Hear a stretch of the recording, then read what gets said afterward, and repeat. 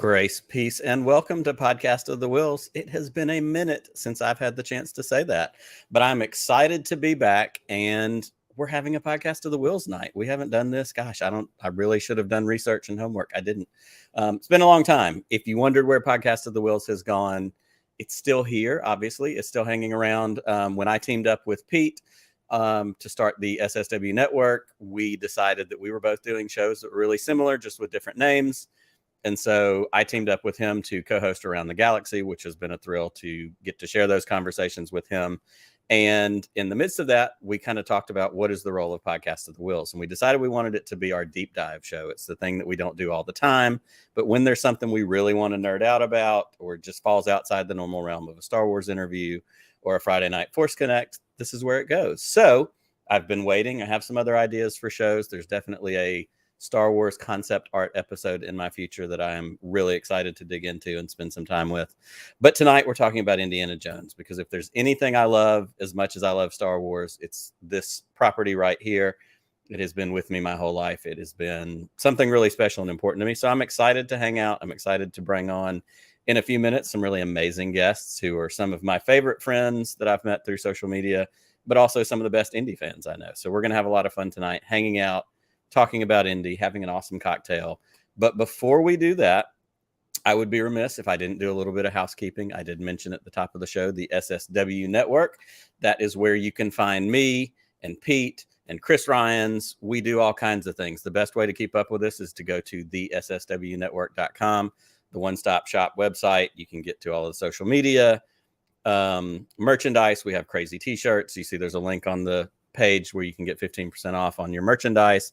And then social media, all of our locations are at the SSW Network, including Threads. We are on Threads now. That's the new hot thing. We don't know if we're using it or what we're doing with it, but we're there. So please be sure to check that out. And the one thing I do also want to highlight is we do have a Patreon program.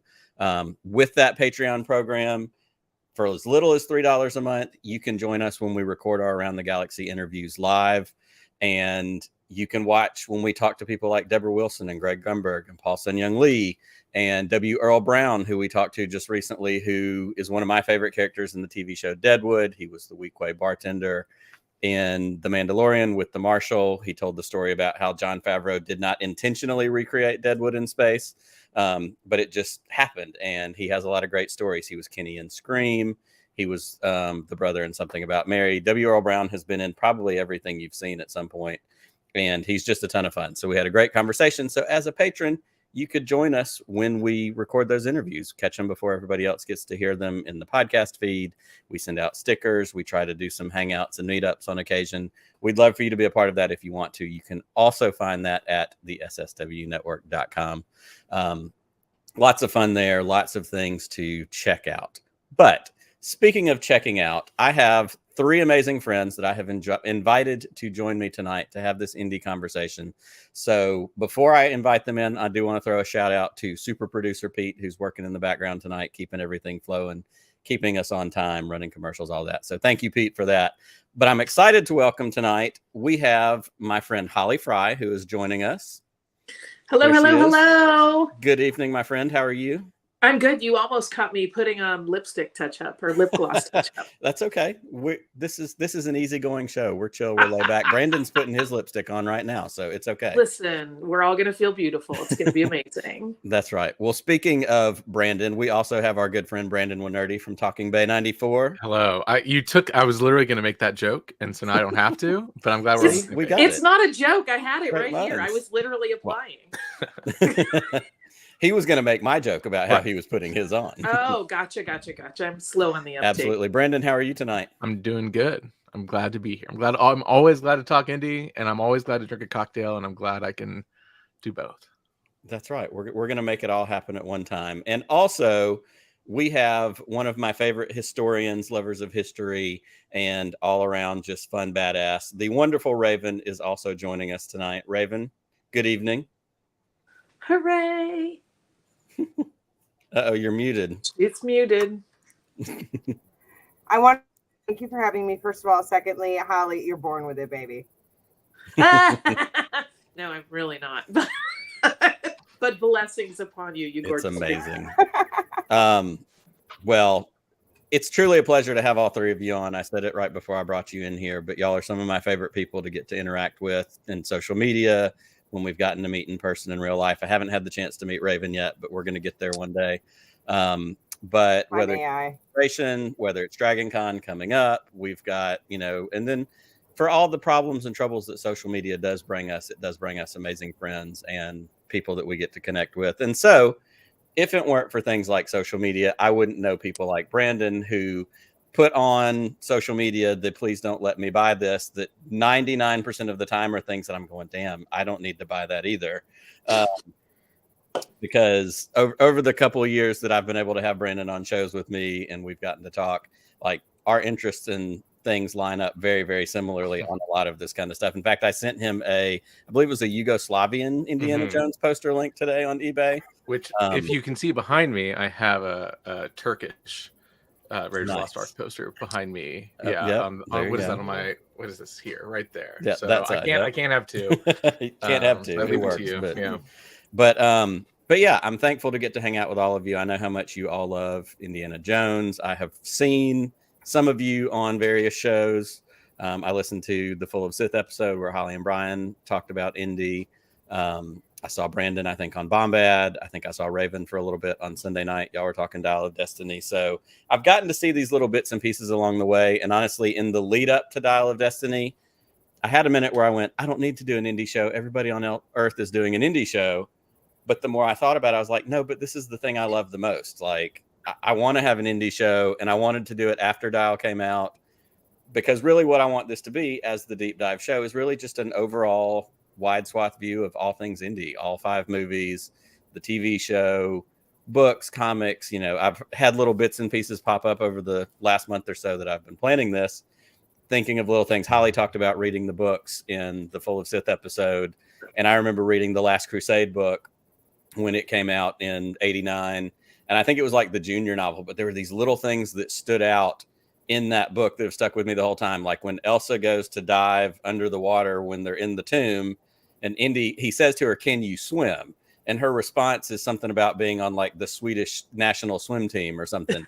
And it was so specific that even as like a 11-year-old or whatever I was at the time, I'm like, I still remember that. Or the lighter, the fact that he had the lighter, his dad says something to him like, "You're a pip."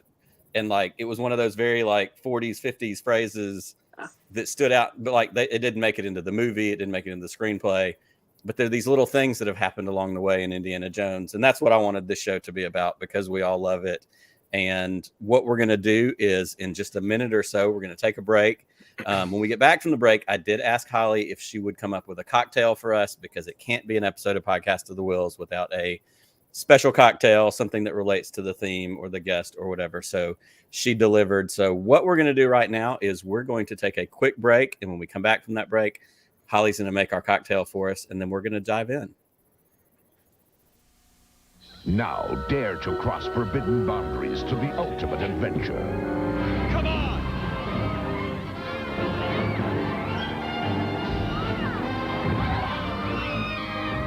It's more than a ride. It's real.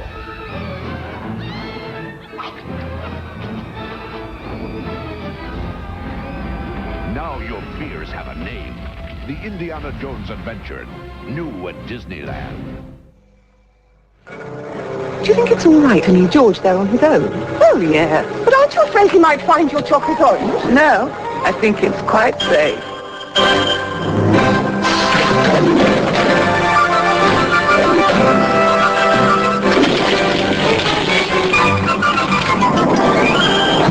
Terry's famous chocolate orange. Smooth milk chocolate with real oil of orange. As safe as yours. This holiday season, dash on down to McDonald's for your own original Indiana Jones videos. Just $5.99 each with the purchase of any large sandwich all day long. Give the kids stocking stuffers that'll really bowl them over. Get an indie video at your McDonald's today for just $5.99 each. The best price ever with the purchase of any large sandwich any time of day. Collect all 3. Just stop by McDonald's and ask for today's video. But hurry, because everyone is going to want one.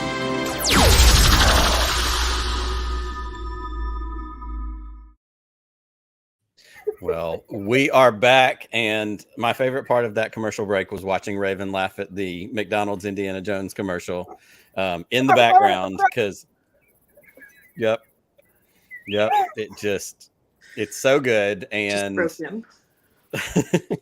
you know, the chocolate orange Indiana Jones commercial. You know, the quality of these has not held up. YouTube, you know, let me down a little bit, but very, very specifically, I remember those McDonald's videos because we had those McDonald's videos 100%. My parents were like the same way that they ended up with like 99 cents Funkin' Wagnalls encyclopedias from the grocery store where they sold like one edition a week.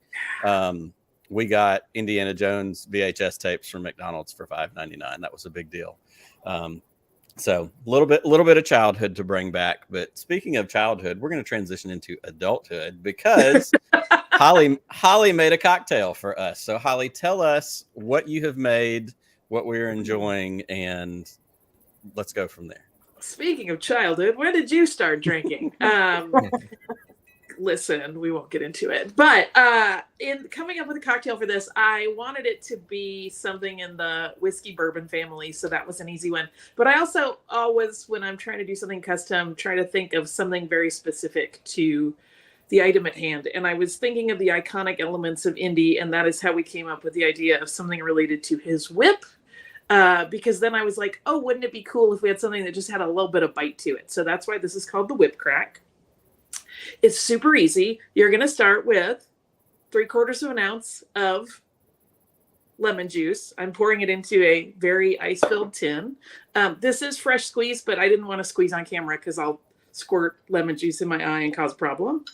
And then also, if you don't know, when you're making a multi-item cocktail, start with your cheapest ingredients and move up so that if you screw up halfway through and you have to toss it out, you're not wasting money. It's a little tip from me to you. The second thing is a habanero lime syrup. If you do not have this, if you have anything that's a pepper-based syrup, I know on our little email exchange, I had stuff on how to make a pretty quick, simple syrup. Basically, it's a cup of sugar, a cup of water, and then sliced whatever pepper you wish. Don't hit your tin with your jigger like I just did, but you also do. So that's 3/4 ounce of lemon, 3/4 ounce of whatever your spicy or peppery syrup is, and then 3/4 ounce of Kahlua. And then we'll get to the star of the show, which is, of course, bourbon. Are you a big bourbon drinker? You are, right, Nick? You're a big bourbon drinker? Yes, I am very much a bourbon drinker. And in fact, I think I sent you a text when you sent this recipe because one of my only response was, one, holy crap, this is really good. But also, as a general rule, I'm not much of a cocktails guy because they always end up being too sweet. And so a lot of times I just drink whiskey on the rocks is my go-to. Yeah. So this worked perfectly to not be too cloyingly sweet. Sweet, yeah. So then you're going to do 1.5 ounces of bourbon. And you will just put it in your little shaking tin. And in a moment, we'll give it a shake, shake, shake. And we'll talk about that cloying sweetness after we do the shake, shake, shake, because there's a reason I did a thing for this. So whatever your thing is, you just want to make sure your stuff is nice and cold. And then normally you strain a cocktail because you don't want the dilution of the ice. But because sometimes those syrups that are flavored get really thick, we're going to do what's called a dirty dump or a dirty pour, where you leave the ice from the tin in and you pour that into your glass. Boop, easy peasy.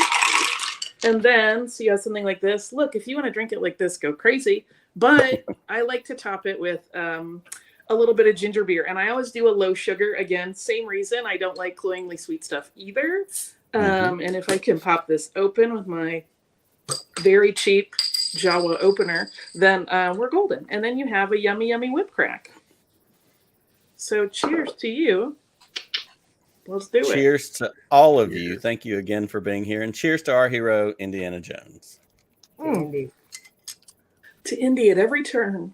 That's right. And as you can see, we've got that recipe up on the screen. Screenshot. It's on social media. You can go track it down. But it is quite tasty. It's really good. I didn't know how all the ingredients were going to come together, and they came together. They really do. It's almost like I kind of have a clue. It's almost like you're an expert. Who am I to doubt? It's almost like I've been those... drinking since I was a child. Well, I'm from Milwaukee, so I have, but that's I'm not being facetious. Totally exactly. Well, let's do this. Let's jump in, and I want to hear from you guys. What are your earliest Indiana Jones memories? I'm going to start with Brandon. We're just going to throw it to him first. Oh, okay. Earliest memories, when did it come into your consciousness? I think you're the youngest of the four of us, but yeah. But where did Indy start for you? Where did it hit? Kind of just take us through that a little bit. There's an copy of Star Wars Insider from, I guess it has to be like the year 2000, 2001. It debuted Obi-Wan Kenobi's mullet in Attack of the Clones as the cover. And then it was a flip cover, and on the back was, I guess it was the 20th anniversary of Raiders. And that's how I was like, oh, I guess there's another George Lucas thing.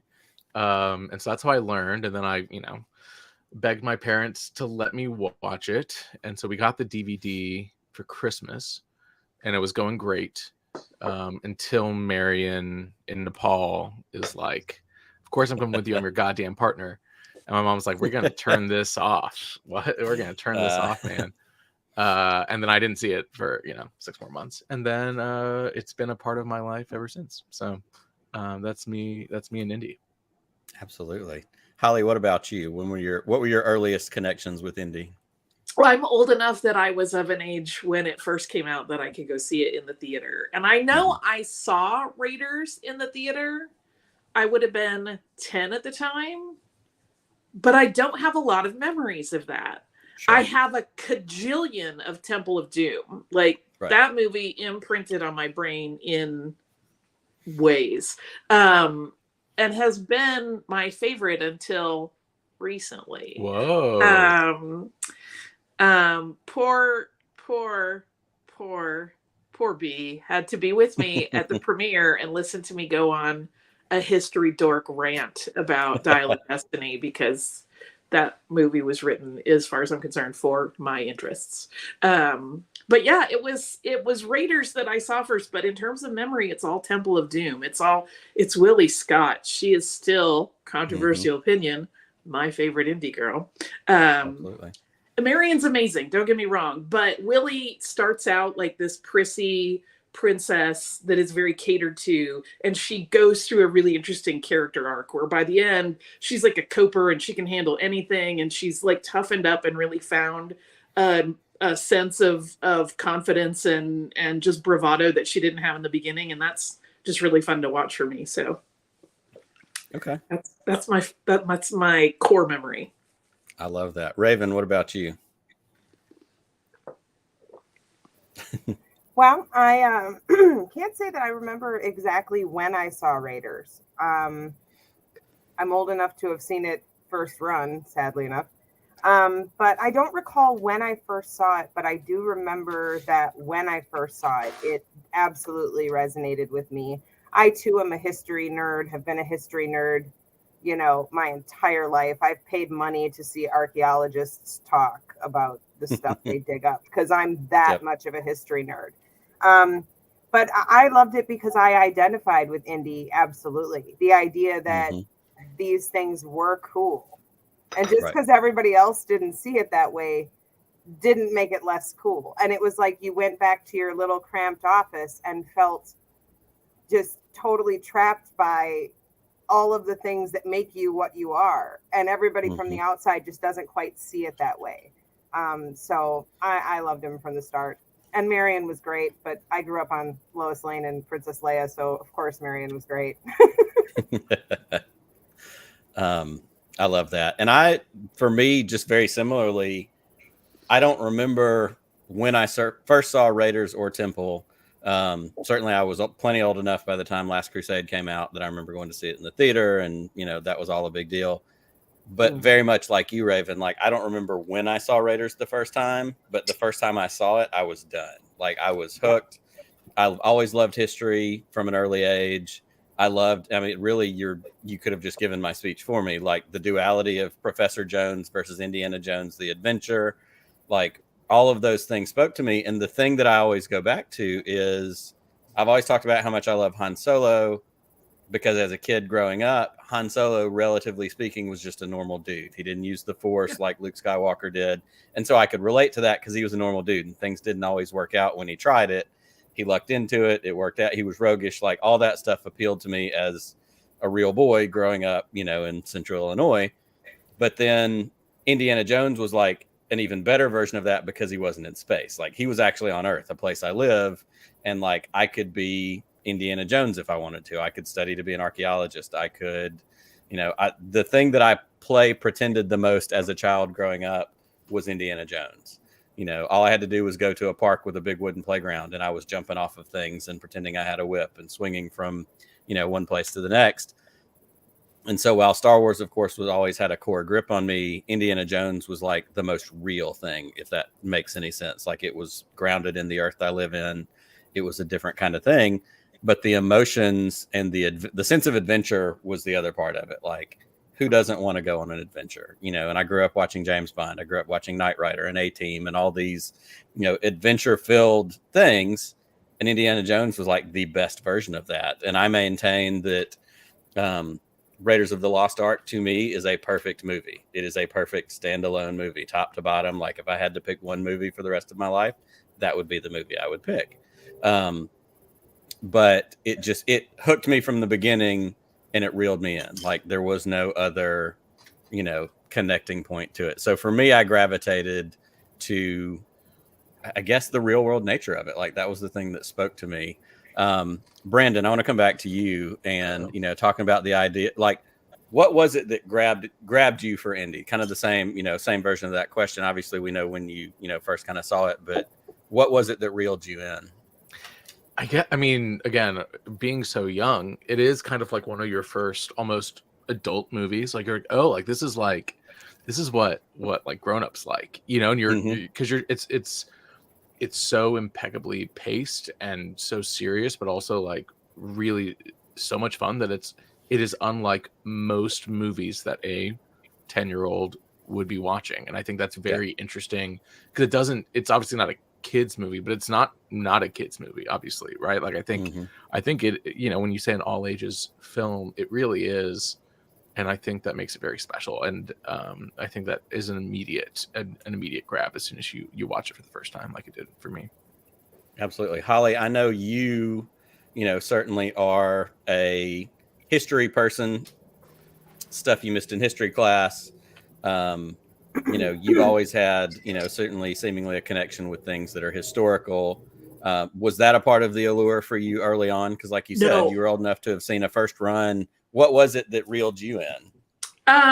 It wasn't. I didn't know I liked history until I was way into adulthood. Like I kind of had that conditioning of like history sucks because of the way most of us were taught it when we were, right. If you're in my age group, it's changed. I know education, like hats off to all educators, even the ones that were teaching me history. But at the time it was like a lot of dates and names that didn't feel real and they feel very removed from our reality.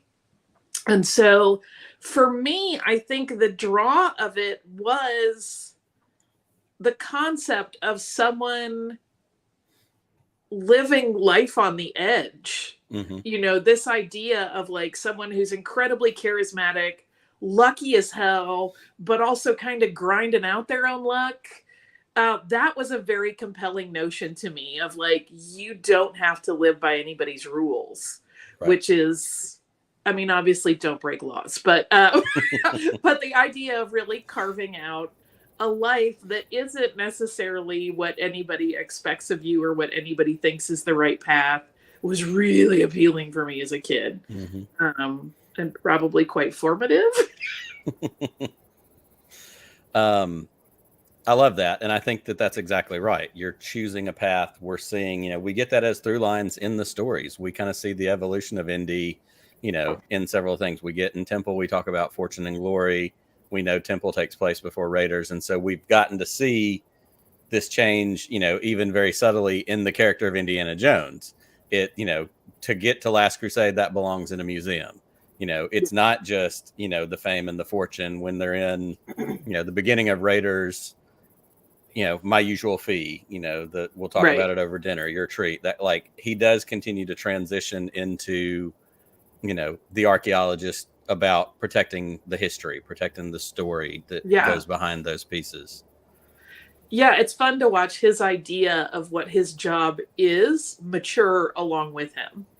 Right. Where he's, he could have just kept spinning it out forever. I mean, had Renee Belloc lived forever, he would have just kept doing stuff for money, I'm sure. But we get to see Indy go on this really interesting, like you said, this ideological shift where it stops being about kind of surface importance and it starts being about preserving things, even though there's a whole other, discussion to be had there about the need for repatriation. But that is for another day.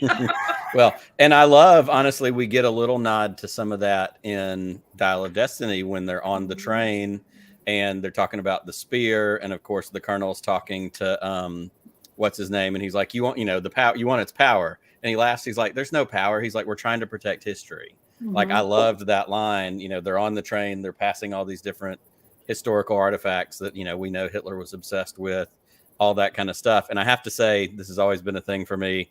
Ever since I learned this about the Biltmore estate in Asheville, North Carolina. If anybody's ever been to the Biltmore and knows its history, during World War II, a bunch, especially of art and things from the National Gallery in Washington, D.C., were put on a train and shipped to Asheville and hidden in the Biltmore estate in the chance that Washington, D.C. got bombed.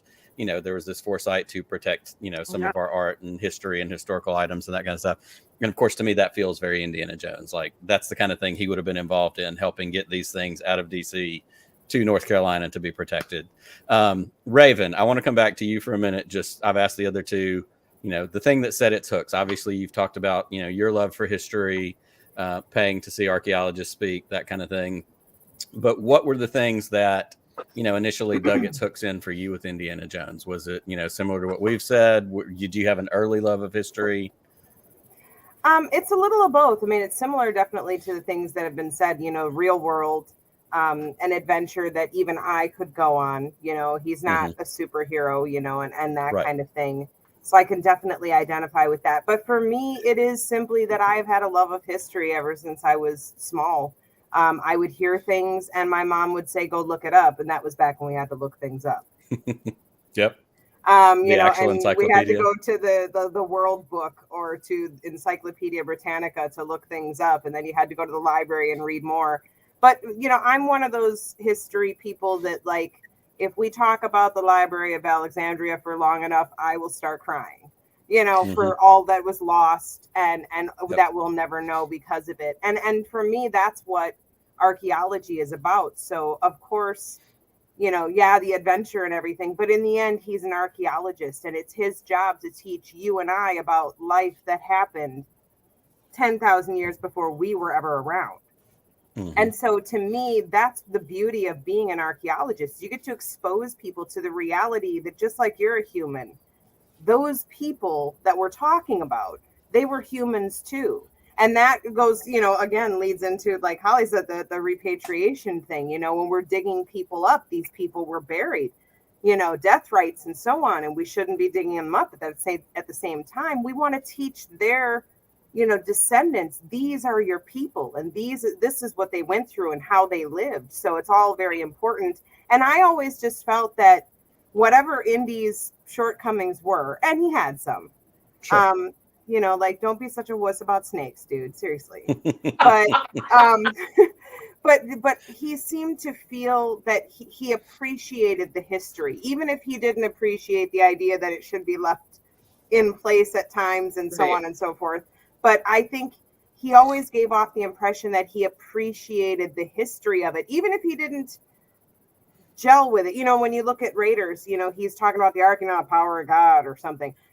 He's not really concerned about what actually comes out of the Ark. He's concerned about the people who put it there and how it got there and what they believed. And that, to me, I think is more important. And that's the fun part about history. It's not because you believe what they say. It's why did they say the things that they said, and understand that difference and realize that they were still just, people like you and I got up every morning, same old stuff. And I think it just opens a whole new world when you look at people that far back and realize that some of the things you go through every day, they went through. And I think he just humanized that field, because we think of, archaeologists as, people we don't want to hang out with, and that's just totally not true.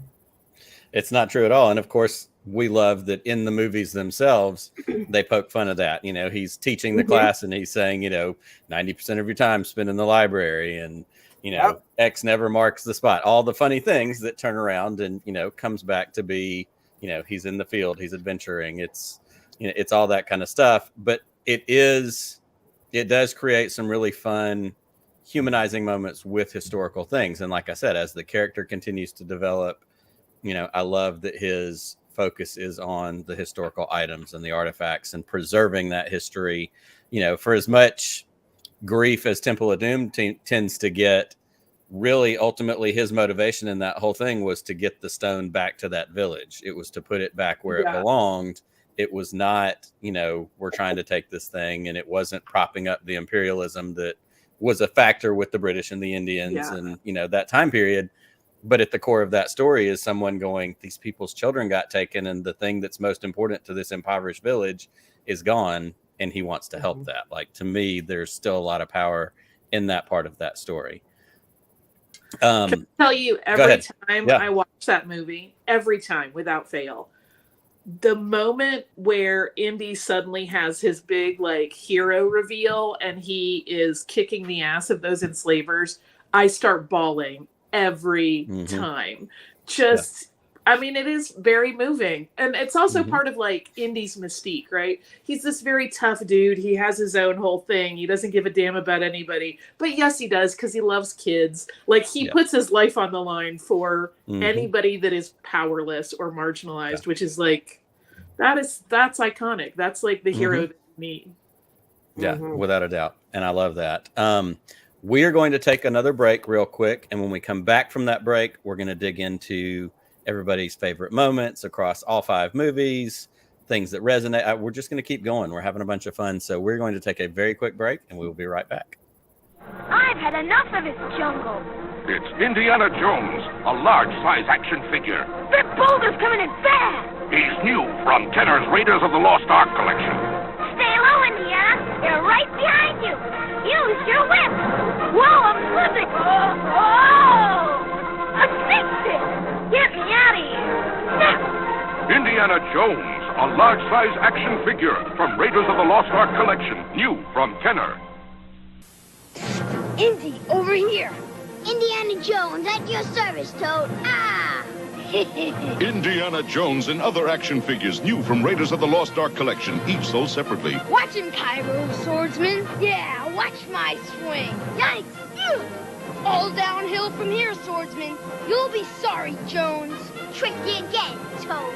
Indiana Jones, Toad, and Cairo swordsman action figures, each sold separately from Raiders of the Lost Ark collection, new from Kenner.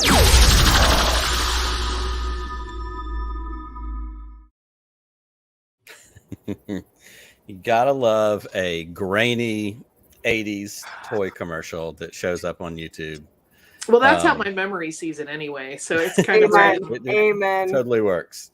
Put it in a square TV, not this crazy rectangle nonsense. Just that's the way it goes. We are. That's right. We are back on Podcast of the Whills. I am joined by Rayven, Brandon, and Holly, and we are talking all things Indiana Jones because we love Indiana Jones, and there's so much to dig into. We really have only scratched the surface. We've talked a lot about Raiders, but what I want to do next, and I'm just going to go ahead and put Brandon on the spot again. I just want to dig, favorite moments. Like I said, there's so many things through 5 movies. It can be key scenes. It can be humor, plot points, just really anything. What are some of your favorite moments, Brandon, over the course of this wonderful franchise? I mean, one thing we haven't talked about that much besides the Swedish national swim team is Last Crusade. Because I think Last Crusade is pound for pound, just so. If Raiders is a lean masterpiece, Last Crusade is so jam-packed of just nonstop one-liners, great relationships, and also just maybe the best set pieces of any of the Indiana Jones movies. And so 2 things really stick out for me. One is the relationship between him and his dad. And truly, if you were how do we make Indiana Jones better? Let's bring in Sean Connery, who just probably does not play a character like that ever again. And does it so masterfully and so beautifully and so with so many layers that it really is fantastic and a highlight But if we're talking about just singular moments in that movie, the end with the different trials in the Grail Temple, it's just like masterful filmmaking, so fun, so interesting, and like, you know, penitent man must kneel, you know, the walk of faith. It's all so good. And I really think that might be like my favorite 15-20 minutes in Indiana Jones, is just that section. Yeah, it's so brilliant. And you're right about Last Crusade. Like, there is so much in that movie. It's packed with the humor, and of course we know all the lore and the real life, you know, not making up for Temple of Doom per se, but obviously Temple of Doom took a much darker turn. You know, Steven Spielberg was going through some stuff. George Lucas was going through, like, everybody was going through things. So that plays into your art. That is reflected as an artist. Those things tend to happen.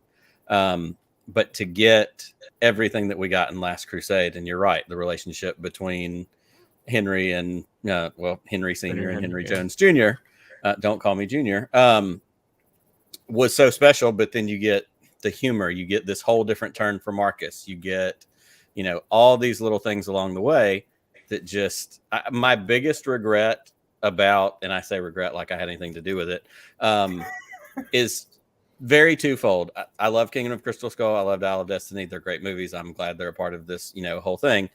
My two biggest regrets in this entire Indiana Jones thing is that number 3 was called The Last Crusade, and that it ended with them riding off into the sunset on horseback. Like, that's how you wanted the whole thing to end. Yeah. And I think they thought, of course, at that time, that probably was going to be it. And then capitalism works and money works and people come back and things happen.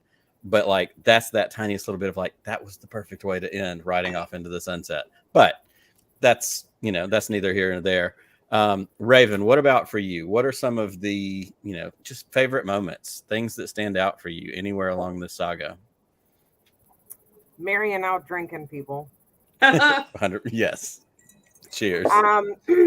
Truthfully though, I'm a Last Crusade girl. That's my favorite of the entire saga, and I love it for a couple of reasons. Number one, I love the investigation into the relationship of a parent who has a love, an obsession that isn't you.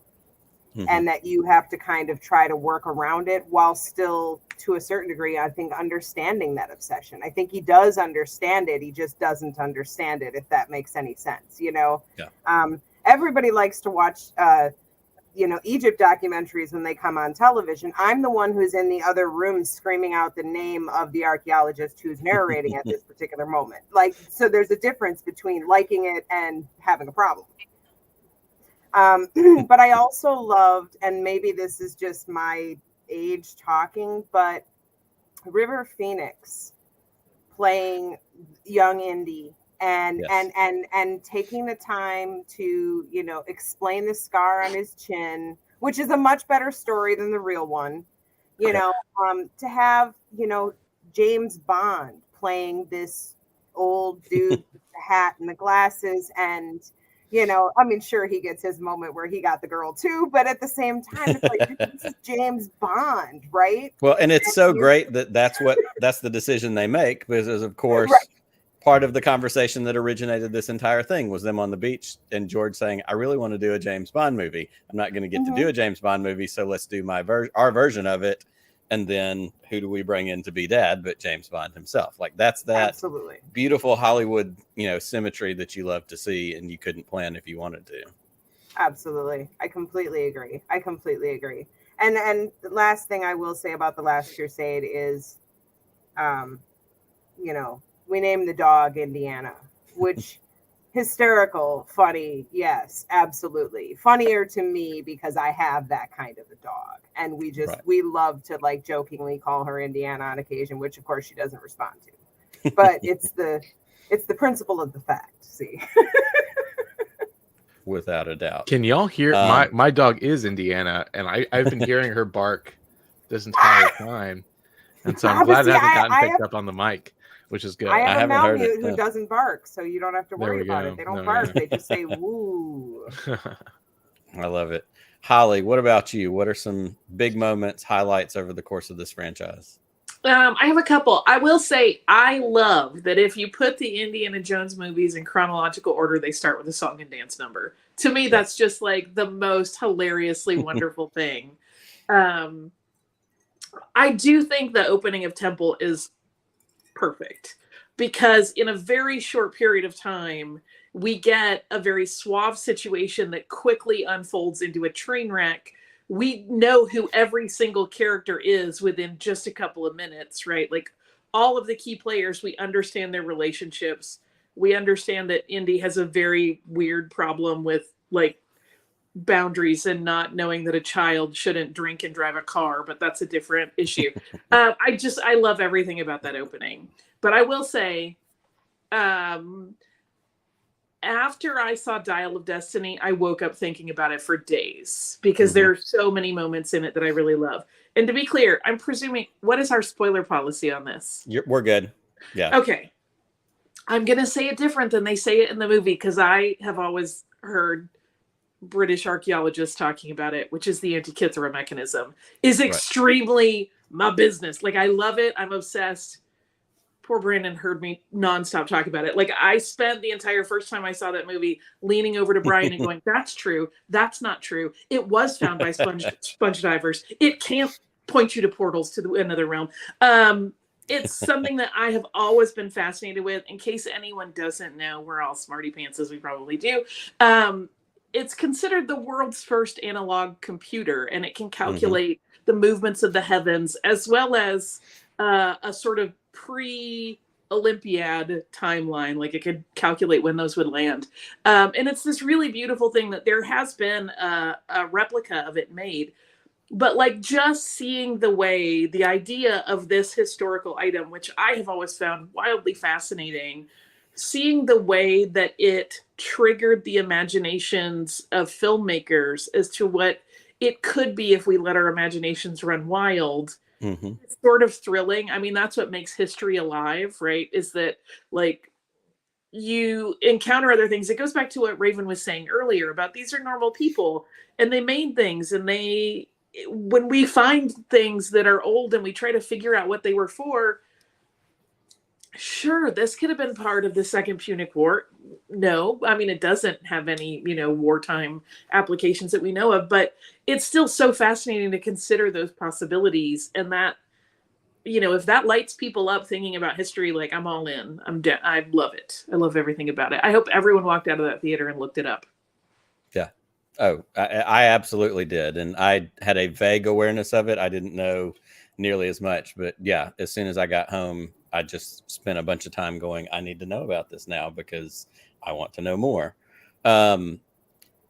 There's so many, I couldn't begin to pick, how many favorite moments, how many things. I love, what Brandon talked about. I'm a sucker for father-son stuff. I have a wonderful father. He's always been present in my life. But when I watch, A Field of Dreams or, The Rookie or, something where there's father-son and now father-daughter having 4 girls, like, parent stuff, gets me. It hits me in my feels. But like those conversations, certainly the conversation on the blimp when they're in there, you left right when you got interesting. Like, it's the parents, and I have 2 15-year-olds. Like, I'm in this mode of like trying to understand my kid and them not understanding me, and we're missing each other by this much and trying to, find that middle ground. But then at the end, he loses Elsa. She wouldn't let go, and he's going to do the same thing. And Sean Connery, and he just Junior or Indiana, he calls him Indiana, and everything stops and the music stops. And it's just that moment, that connecting moment of a father and a son connecting to each other. Of course, that's powerful. Of course, that gets me every time. Holly, you talked about, Temple. I love the relationship with Shorty. Like, that's such a fun, there's so much humanity in that. The tough guy, the hero, but like soft spot for the kid. You call him Dr. Jones doll, like the whole thing. And I love the scene when they're both fighting and Shorty's fighting, the Maharaja, and Indy's fighting, what's his name? And it's like, it's the mirror. They're doing the same things. And like, he's learned from each other. They've been on adventures, but like the heart in all of these movies, the things in Crystal Skull with Mutt, as much as that story didn't, fully develop, we get kind of, I love, honestly, not because of the character, but I love how that was handled in Dial of Destiny. You get a passing thing on the news, in the newscast, where they say, Dr. Jones, who lost his son, presumably in Vietnam, like the way these things are handled, there is such a heart in all of these stories. And so if I'm having to pick a favorite moment, my favorite moment is these are adventure stories that also make me feel, you know, Right. the relationship with Marion, the difficulties, the coming back to each other. You know, the way Dial ends, my God, like Marion's back and they do the where does it hurt thing. Like it just, you know, that was what much better done than I anticipated. You know, how do you end this? How do you land this plane? But of course, you know, we love the funny moments. It's hard not to love the sword guy in Cairo in Raiders. Like to this day, it makes me laugh out loud every time I watch it. I've seen it more times than I can count. It's just brilliant. And yeah, it's just, I mean, everything about it works. And that's why I love these movies. And that's why, you know, the sense of adventure can come with struggles and difficulties, because that feels like real life. That feels like someplace where, you know, I'm on adventures in my life. I have 4 daughters. I have a wife. I have a job. I've been in bands. I've done all these different things. And sometimes things go poorly. And other times things go. I resonate with the knight in Last Crusade. You must choose, but choose wisely. We all face that. We all know what that's like. It may not be picking a grail. It may be picking a school, picking a car, picking a job, doing, you know, these other things. And so for me, and I guess to come back to what I said at the beginning, Indiana Jones related to real life even more than Star Wars did. There were Star Wars characters, of course, I related to the adventure side of it, but something about Indiana Jones spoke to me in real life. Can we talk for one more second about Indiana Jones and fathers and children? Because I feel 100%. like the reason he has such a soft spot for kids is he's trying to parent himself a little bit. And I think that's what makes Mutt's loss in Dial so poignant, is that he finally actually finds out he has a child and he can't stop him from going to his doom. Like, that's why Indy's like suffering in that movie is just like bowls me over. Like, thinking about how he perceives caregivers and what their role is and trying to make up for what he didn't feel like he had. And then the layer of him recognizing that Helena's father has his own problems that are preventing him from really parenting the way she needs. Like, that to me is one of the most interesting, heartbreaking, and beautiful examinations of humanity in the entire series. Right.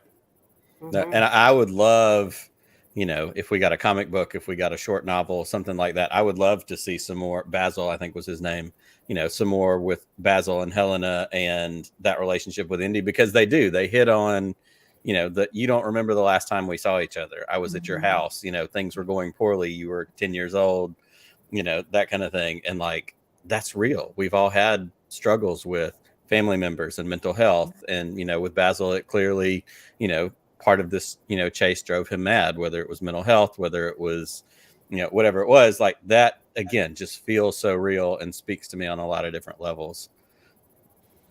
Here's what we're going to do. We're going to take another break real quick, and when we come back, I've got a few more questions. I've got some more stuff for us to talk about. I want to hear from our guests because I know they have plenty more to say. I know, like me, I don't know if Brandon pulled this guy out in order to do, you know, just a little freshening up for getting on tonight, but the Lucasfilm Archives book, like, I looked at it for an hour the other night, just all the indie stuff, you know, the props, the costumes. I want to talk about collectibles. I want to talk about some of the stuff y'all have. I know some of you who have spent time at the Indiana Jones, you know, lands and adventures and stunt shows, and there's much more fun to come. So we're going to take a quick break, and we will be right back.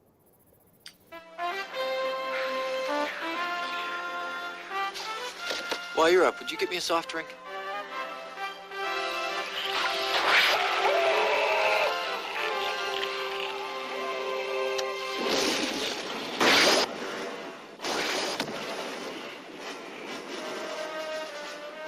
Snakes. Why did it have to be snakes?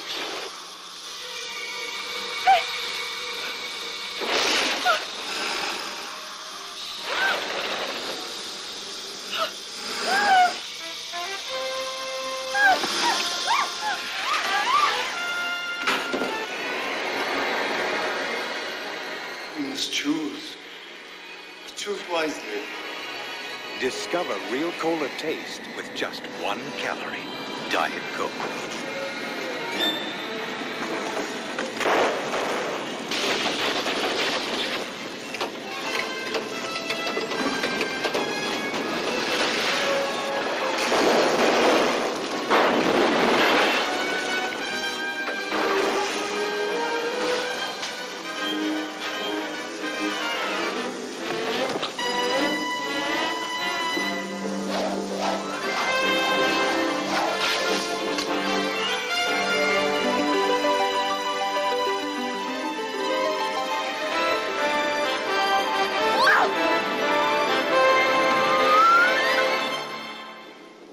Chosen wisely. At Indiana, discover the 1 calorie real cola taste worth leaving Pepsi for. Diet Coke.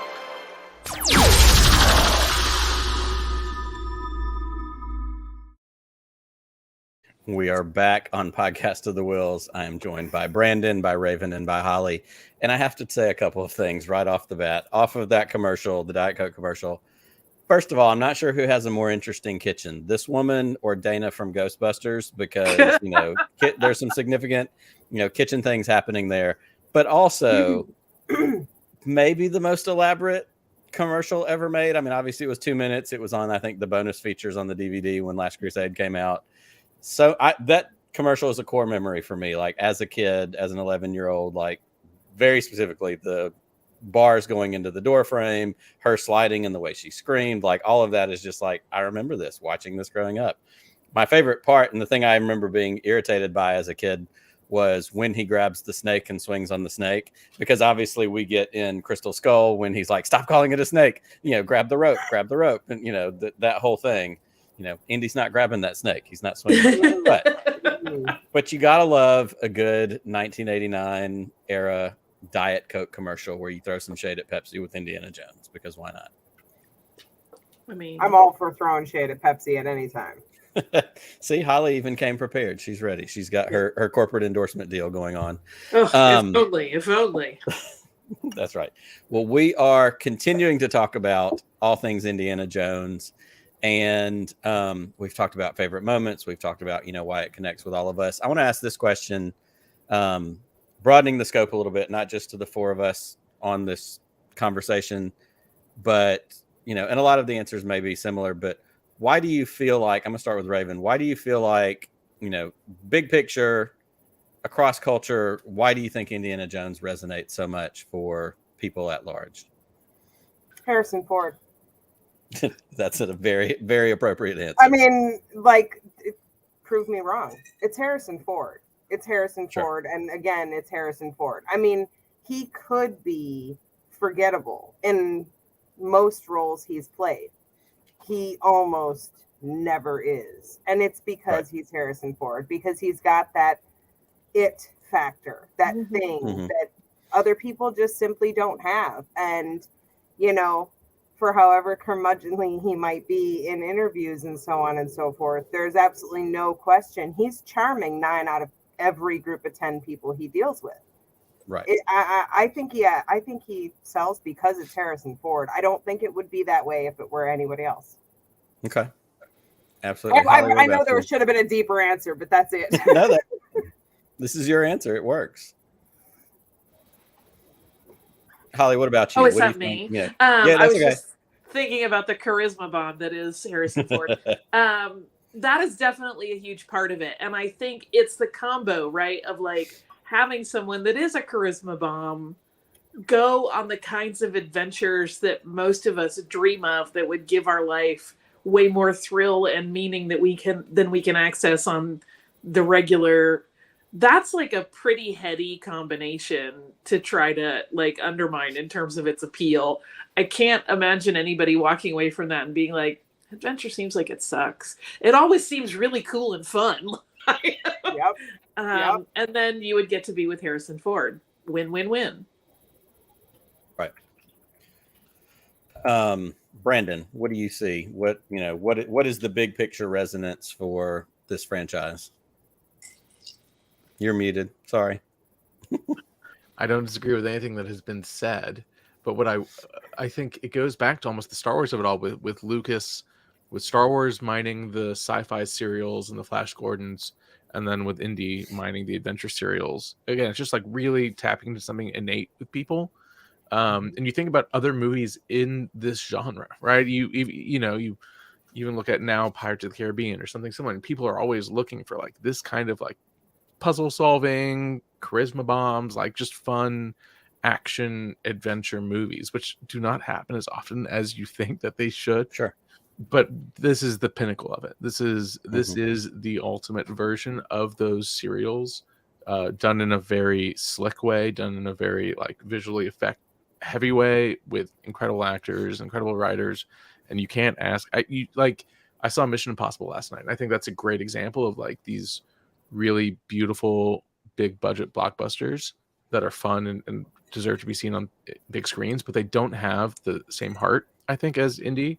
And they don't need to have the same heart, but I think that's where Indy differentiates itself, right? Where you actually really care about the character, you care about his sidekicks, and you really, really want them to succeed. I think that has stood the test of time and it will continue to do so. 100%. I agree with all of you because you're all much smarter than me. Something that I think about when I look at certainly this franchise, and of course, Harrison Ford has done a million different movies. He's been the ass-kicking president in Air Force One, as David Letterman always called him. We've got The Fugitive. We've got, Regarding Henry. Like, there are so many different movies that Harrison Ford has done over the course of his career. I'm blanking on the Apple TV show that he's in that's so fantastic. Incredible. Shrinking. It's so good. If you're not watching Shrinking, you're missing out. But as far as franchises go, like the two big things are obviously Star Wars and Indiana Jones.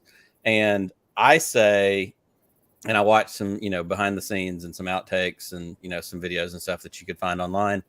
I think the other kind of key to the secret sauce when it comes to Indiana Jones is he absolutely loves playing this character.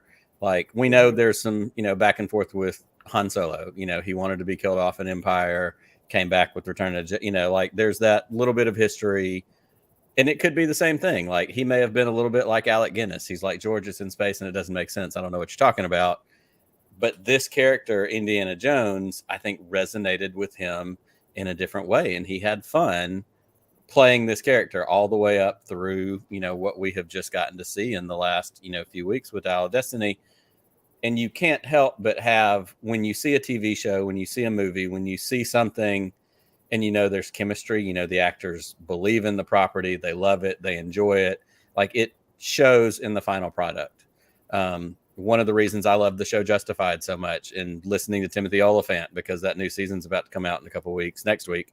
And he has said, he was like, I'll come back every time they're willing to do something because there's a chemistry there. There's a group of people who, want to do this show, believe in it, enjoy it. And that joy shows through when you make something like a TV show or a movie. And honestly, for being as curmudgeonly, like you said, Rayven, as Harrison Ford can be, his joy comes through in Indiana Jones.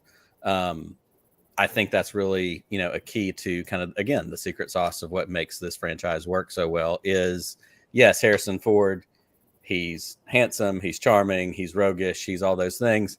But you believe him because I think he believes himself. He believes in playing this character, and I think that shows through. He never seems like he's BSing you. Right. Yeah. He wants to be there. This isn't a paycheck. He's getting one, no doubt, but he wants to be there. He enjoys being a part of this whole thing.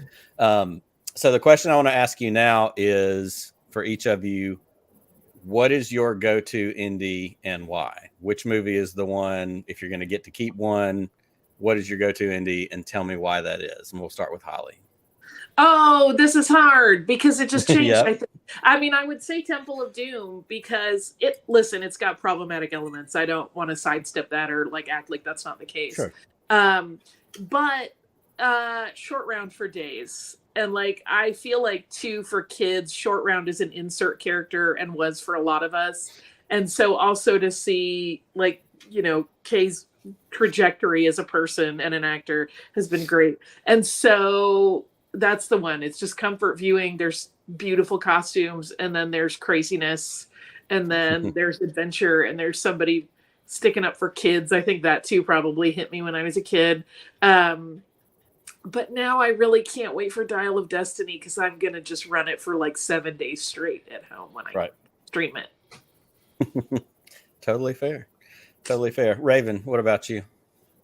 For me, it's definitely Last Crusade. It's a mixture of the perfect ending, as you said, even though that's not the end, it's still the perfect ending. I saw someone in the comments said too, Chad said that, you know, it's not just riding off into the sunset, but it's both father and son had their best friends with them. And all of that, I think, matters. But, you know, and, you know, like I mentioned before, it's River Phoenix, you know, maybe that's just, again, being my age and having an affinity for him. And, you know, knowing that whole situation, it's hard not to really love that he was playing such a against River Phoenix type character really at that point. But for me, it's Last Crusade because I have a parent with whom I share a great deal of commonality. And that commonality more often leads to this than it does to anything else. And so for me, even the first time I saw Last Crusade, I identified with that tug that you're the same, and yet somehow that causes friction. And so I believed that and felt that. And, you know, Ramirez, hello, that's a Highlander joke.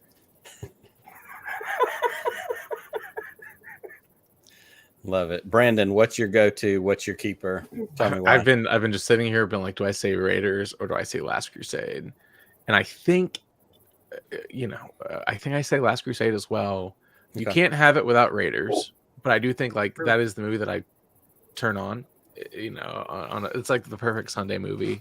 It's fun. The characters are so fully formed again because a lot of them have that secondary backstory within Raiders, right? So when you see them in Last Crusade, you really know them.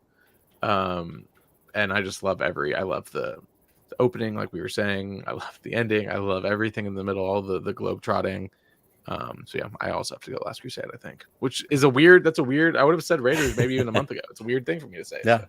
Well, and I made that very bold statement early in the show about Raiders and being a perfect movie. And if I can only keep one movie, but I feel you in the struggle between Raiders and Last Crusade, because I love all of them, but the two that I'm watching that I'm going to the most are those two. Of course, I love Raiders, you know, but there's so much, the lightness of Last Crusade pushes that forward sometimes, especially if you're having one of those weeks and you need, you know, like I want to be able to laugh at, you know, Sean Connery on a beach with an umbrella and pigeons or seagulls, and, you know, which a lot of them were pigeons, which is, you know, funny behind the scenes nonsense.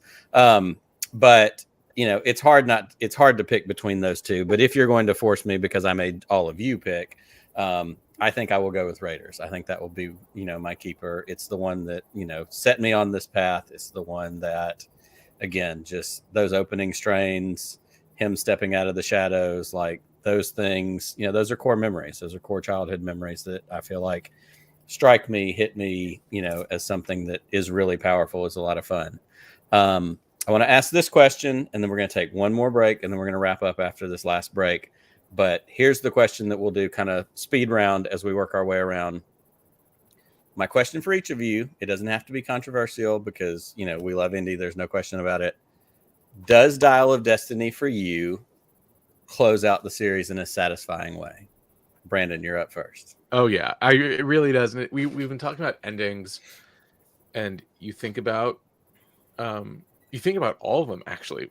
I think are perfect endings. I think Sunset is obviously, you know, a killer choice, but you have the crates in Raiders. You have them like riding off on the elephants with the whole village behind them in Temple of Doom, and then in Crystal Skull you have the wedding, and you have the hat being passed on, and then in Dial of Destiny you literally have him hanging up the hat with the Looney Tunes, you know, faded, and it's like it is like I bet if you had put me in a room for 100 years, I could have like maybe come up with one of those. But it's such a perfect little like stopper to it all, where it almost feels like a coda rather than an actual like final ending. And I think that's really beautiful. And I really loved that whole last 20 minutes is maybe perfect, which I really appreciated. It's really great. And I love I love what they did with it. And of course, there were several articles that came out, after the movie came out that essentially, it's not saying that Indy's done. He's grabbing his hat. He's not done. He's putting it back on. We're not going to get that movie. Harrison Ford is done, but Indy's with Marion. They could still go protect some other history. They could still go find some other things to go in a museum. And it does have a little bit of symmetry with the end of Crystal Skull. Mutt's going to pick the hat up. Not so fast, my friend. He picks it up, puts it back on. And so I love that. I did think about when they did, like you said, Brandon, the Looney Tunes, that circle, Mandalorian in on season that. 3. Classic. Mandalorian season 3. Exactly. Same, got to love a good, Lucasfilm connection somewhere in there. Mm-hmm. Holly, what about you? Was Dial of Destiny a satisfying close? Yes. I mean, for all the reasons we talked about, it's Indy's emotional journey is at a point that's like at a very lovely denouement, right? He's gone through a lot of stuff. He's lost a lot. He's gained a lot. He's figuring out that there's an equilibrium to be found, making peace with all of that. Like, to me, that's just super beautiful. I feel like if there were more, I know there's been debate over whether there will be, future ones with Helena as the lead. I think there can be, and those will be kind of a whole new thing. It won't feel like Indy. It'll be, Helena's story. So for Indy, this is a perfect bow. I was happy as a clam. Absolutely. Rayven, what about you? I think it's a perfectly, great ending. I think it does wrap up everything. I don't feel like I didn't get out of it what I should have. I just, and I said this, on Pudu, for me, you're trying to follow up Last Crusade. And for my money, that's just not something you're actually going to successfully do. And I just want to bring up something else that you had mentioned. You said, Raiders is a perfect movie, front to back, by itself, single story. You don't need anything else. It's great. The same could be said for A New Hope. But my favorite Star Wars movie is Return of the Jedi. It's the coming home and that healing that happens later. So it doesn't surprise me that Last Crusade is always going to be the one for me, because it's that coming home and healing. Even though this is a furtherance of that healing and even a more complete one, it doesn't. You can't follow up Last Crusade. That's just my personal opinion. Sorry, hot take. Yeah, you're a monster. I am a monster. I'm a monster. I'm a complete monster. No, you're our kind of monster, Rayven. That's why we're here hanging out with you tonight. All right, so last question, and then we're going to wrap this party up, because I've had so much fun and I'm so grateful for the time that all of you have given me tonight to hang out. I want to know, I know that Brian and Holly get to do lots of adventuring. You get to go to Jock Lindsay's. You get to do, some of that kind of stuff. Brandon, like I said, Brandon is living vicariously. I'm living vicariously through Brandon and a lot of the things that he finds on eBay. What is a indie collectible memorabilia, something you have that is your favorite, means the most to you? What's your indie thing that is your favorite? And anybody can volunteer to go first. I'm going to put you on the spot because I can see everybody's thinking about it. Actually, I'll go first. How about that?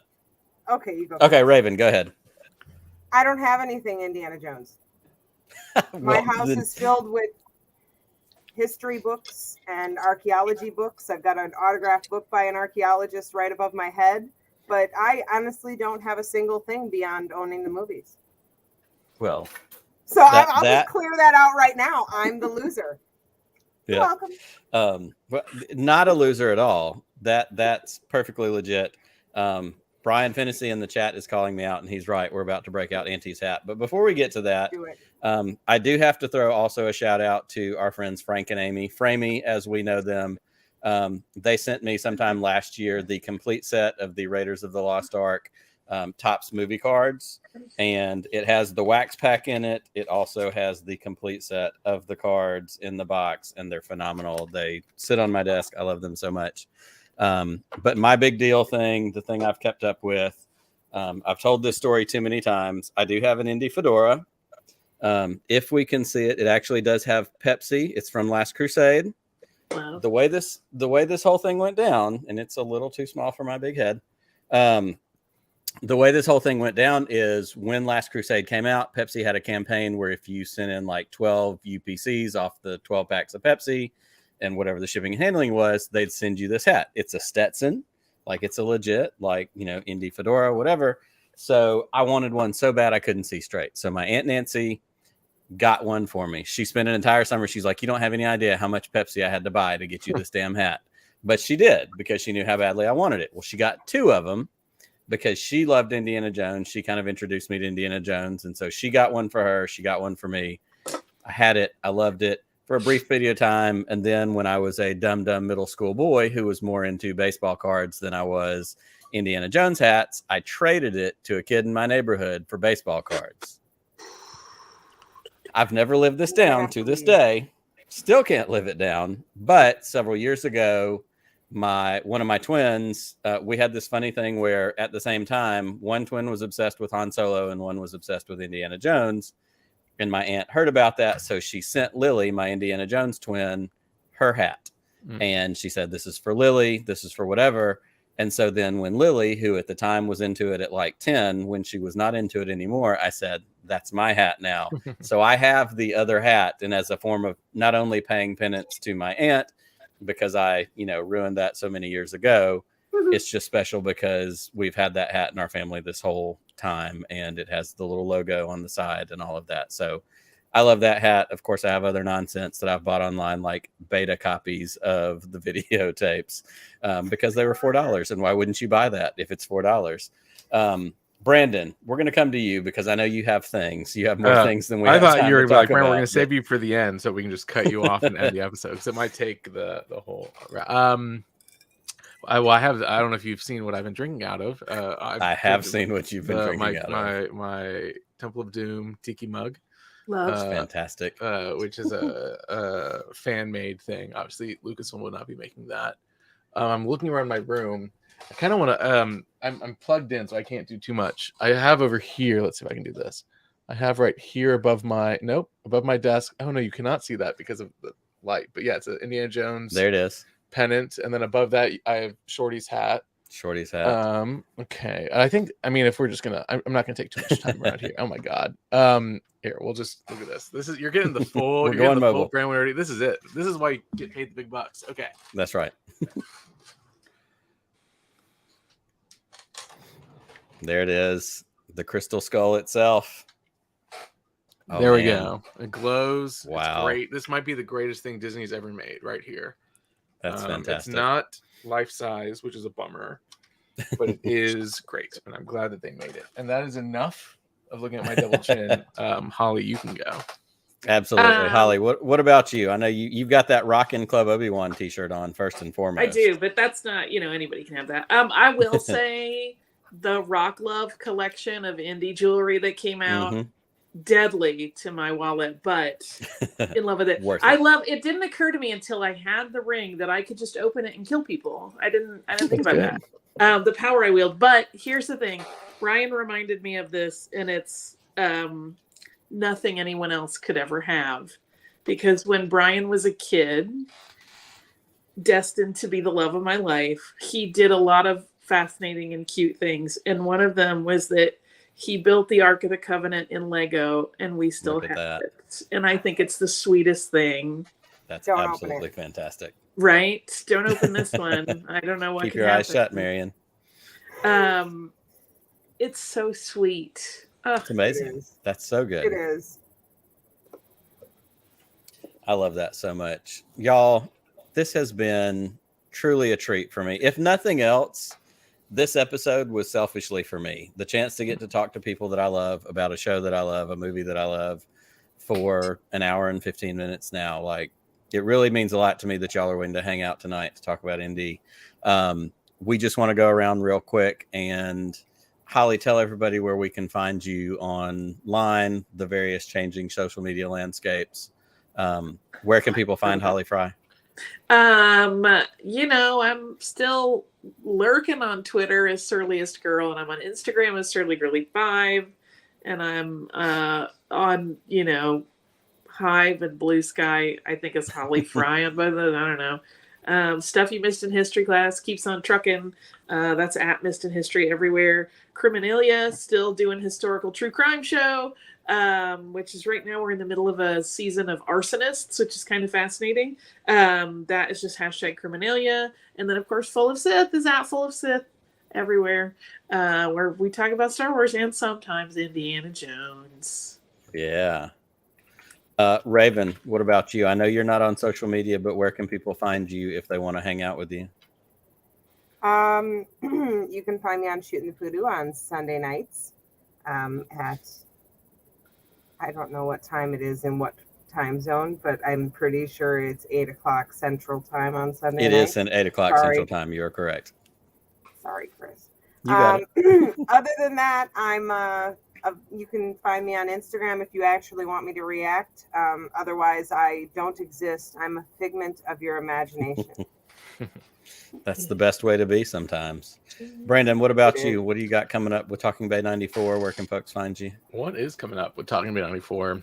Some interviews are coming up. And yeah, if you want to find me Star Wars wise, Talking Bay 94 everywhere. And then my personal is actually Brandon. And then you can find, I did an article I'm very proud of actually for Lucasfilm.com about my 40 favorite indie quotes, if we're being thematic here. Outstanding. And yes.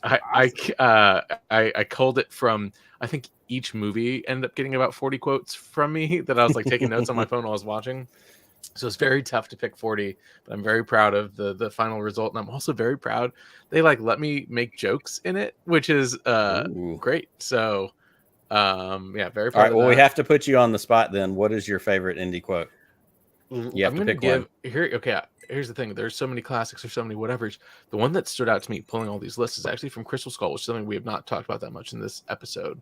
But It comes from near the beginning of the movie when it pans and it shows the shots of, Sean Connery and Marcus on the desk.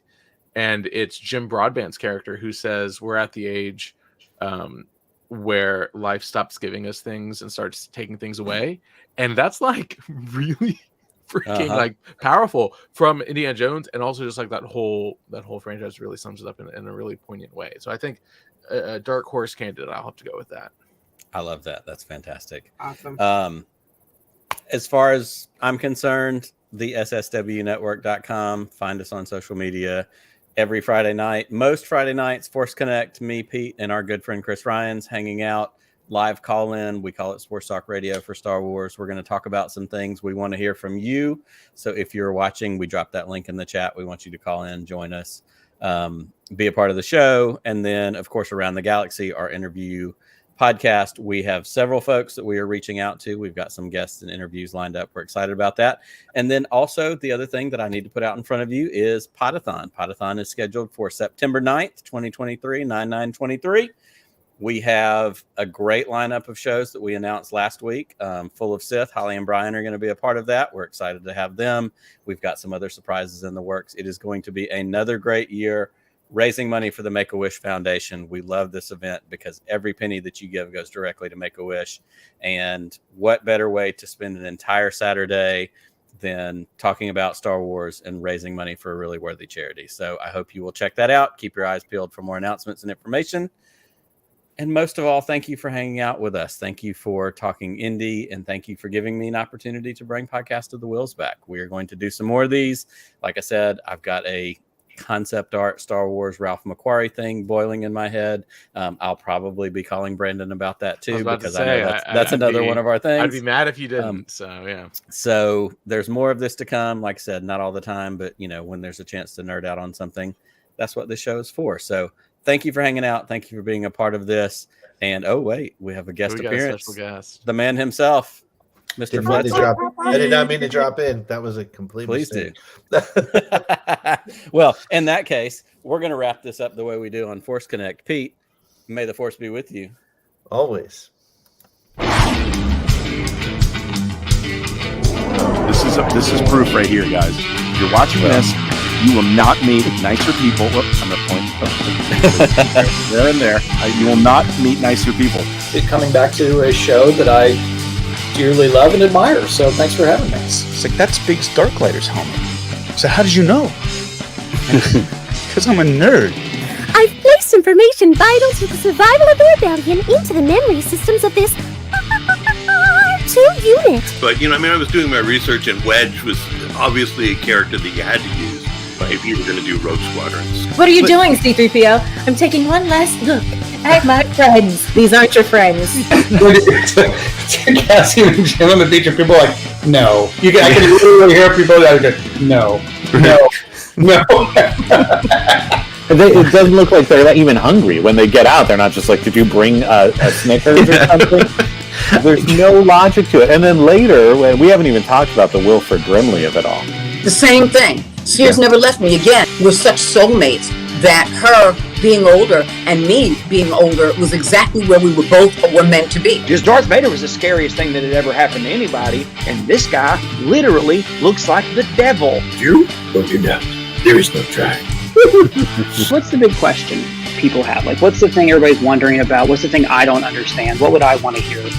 The galaxy isn't growing to push people out. It's growing to let more people come in and find their love so that it's able to continue and create this connective tissue. It's good to know that people still love it out there, and that the people who made it are all proud and passionate about it and willing to come back.